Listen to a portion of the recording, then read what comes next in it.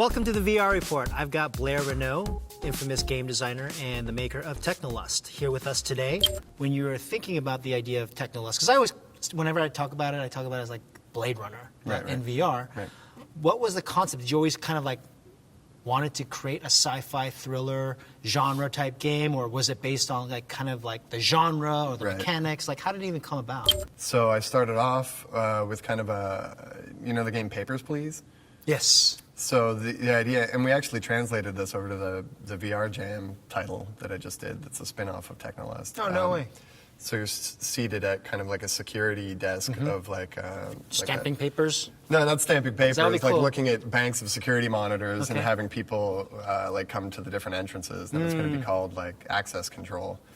But I built out that first environment, and I'm looking around. I look out the window, and I'm like, oh my god, like I have to get up and walk around. Like Oculus be damned, right? And it's a good thing too, because I don't think the Kickstarter campaign would have been successful with just a seated, you know, one-room experience, right?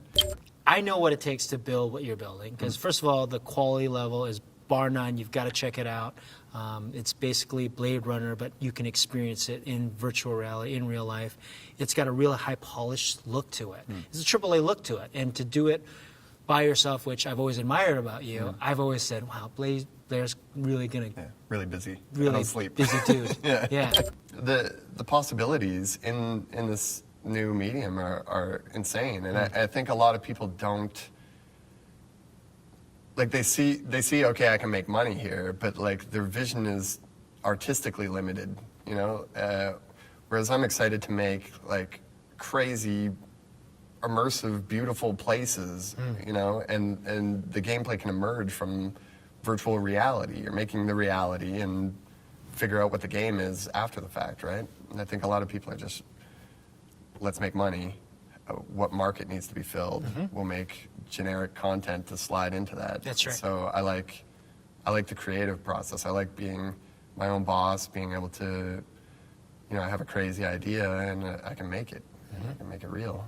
So I think that's really interesting, because when you're working in interactive game development, you know, Peter Molyneux aside, you're actually making worlds. Right. And, you know, like your everyday Joe kid in the basement can actually start download a free version of Unity and Unreal for that matter right now, and start building their own universe.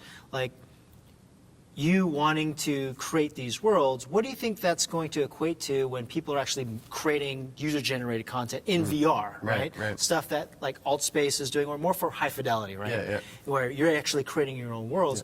What do you think the future would partake in virtual reality and people actually making their own universe? Well, that's the metaverse, right? Like that's the big thing. And I think that's the huge draw, and it's a draw to a lot of interactive media in general. Like,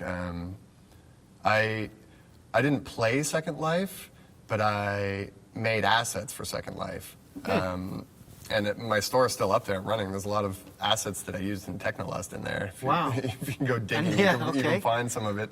But that's what I love about a lot of the newer games, is being able to create my own content in the game, right? Like, I don't want to play a role-playing game unless I can play in third person and play Dolly with my character, basically. I want to dress them up, customize them as much as I can. And I think the potential for that in VR is crazy. And for making money in VR too, like in-app purchases for things like that, like that's what Second Life's all about, is selling user-created content, right? And the users make the money, or a percentage of it anyway. But being able to have these things that you're buying and these customizations as like tangible objects for you, you know, you can see them, you can examine them from every angle, I think is really powerful. And there's a value to it that people are willing to like, take my money so I can have this digital good. Yeah, like you could have this model, and normally if it was on a mobile game, you'd be like, okay, whatever, it's a Maserati. But then, like, if you can walk around the Maserati, you're like, oh, okay. That's like, my Maserati. I'll pay $100 for that instead of 50 cents, right? That's right.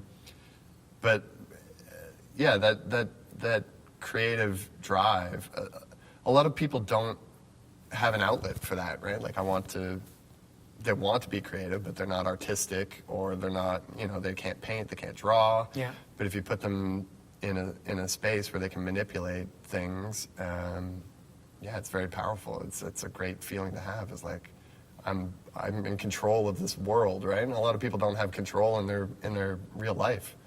So to have control over something is super powerful. Yeah, that's interesting. People don't have control in their regular life. Like, nobody really does, right? Right. Even your highest level executive, like, Right. they're attuned to shareholders. And if you have family, you're always worried about, like, what's going to happen to these people that I love. And so I think that is a good point, that there is an escapism, especially around, like, these metaverses, that you can actually run shit. You become like that Ready Player One analogy of being able to own your own domain and create your own universe. Do you think that within our lifetime we'll be able to get to the extent where things are photorealistic and where there's that presence is one thing, but you completely believe the holodeck style that will be there? And I'm working on it. yeah, when do you think we'll get there? Oh, that's way sooner than I think people think it is. Like I partnered with a photogrammetry studio called Quantum Capture. Gotta plug them. But we're doing photorealistic humans specifically for VR, and it's mind blowing. It blows my mind sometimes. I show, like, some people I show are used to this kind of thing, like John Gaeta from Lucasfilm / Disney.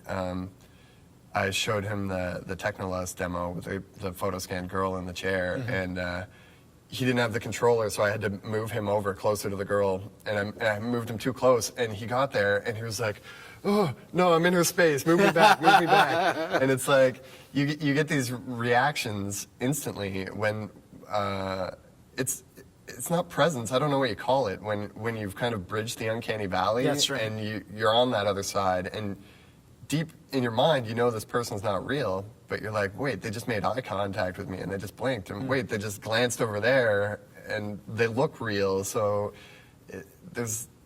we're already there for some things, you know, and the performance capture for the faces will get better, and being able to have the horsepower to do the environment photoreal as well as have these people in there. But that's not far off at all. Yeah. We're actually working on that right now, and maybe, you know, mid next year sometime we have something that's completely believably photoreal that you can walk around in VR, no problem. That's cool. As people know, there's a mod for GTA 5 in VR, and the great thing about watching people play it, because I haven't tried the actual mod itself, is the simple fact that you're now playing GTA in a VR context. You're not fully immersed because you're still playing, I guess, within a screen, but you can see, like, the instant reaction, like, this is really a believable world. Oh yeah, and no, the world is crazy. that's right. Yeah. You know, because the whole GTA platform, the franchise, what they created. Yeah.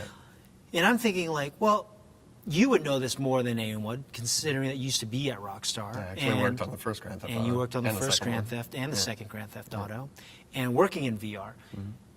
Would you say it's not a hard stress to be at the development scale at Rockstar and say, you know what, we're going to dedicate 20 people to actually make GTA 5 work really well for the PC? Yeah, you can't do it like that, though. Can't do that because still the issues with frame rate, camera. What are the challenges? Well, it's mostly with things like that. It's the open world, first person locomotion thing, right? Yeah. Yeah, it makes you sick. Well, You have isn't to- that frame rate? Can we solve that as No, frame rate. It's not the frame rate. It's how do I rotate and look behind me in VR? How do I run up to that car and steal it? Right. Right. Like in Grand Theft Auto, normally you just look at the car and hit a button, and your guy runs over there. If you looked at it in VR and hit a button and your guy walked over there, What are you lost interacting control of the with? camera, Yeah. and like your camera's moving around and you'll get sick. Right. You can't keep it confined to a 15 by 15 foot space because it's a huge open world. That makes no sense, right? So you have to design your experiences based on your limitations, and everyone ignores that when a new medium comes out. You know, like the mobile phones came out, the first games people try to make were still first person shooters, Yeah, right? yeah. It doesn't work. You That's can't right. do it. We had to find a new genre of game that's exclusive to mobile. That's it. Oh, you got Got him. Fruit fly. Hand the fist. So yeah, and we still haven't really figured that out yet. Like, there's some really cool experiences to do in the room scale thing, but there's not. You're not going to grab the entire hardcore gaming market in one fell swoop until you have that. But a lot of things that you're touching upon are basically game design choices. Yeah. Like everything you described, from like getting into a car. I think those can be fixed in VR. Like I think game designers, that's what they intrinsically do: solve problems. Right. But you're coming at it from the top down. Like, here's Grand Theft Auto. Make Grand Theft Auto work in VR. I think it makes more sense to say, here's VR. What is a good? Sure. What's a good? It's always Grand good to Theft Auto capitalize. thing for VR, right? That's right. And it's a whole other production, right? Yeah. And right now they don't have the incentive to do it because Sure. there's no market base. There's no market. Yeah. Blair, thank you so much for being part of the VR Report. It was great talking to you on a personal level. I got to learn a lot from you, so thank you. Thanks for having me. Awesome. Peace.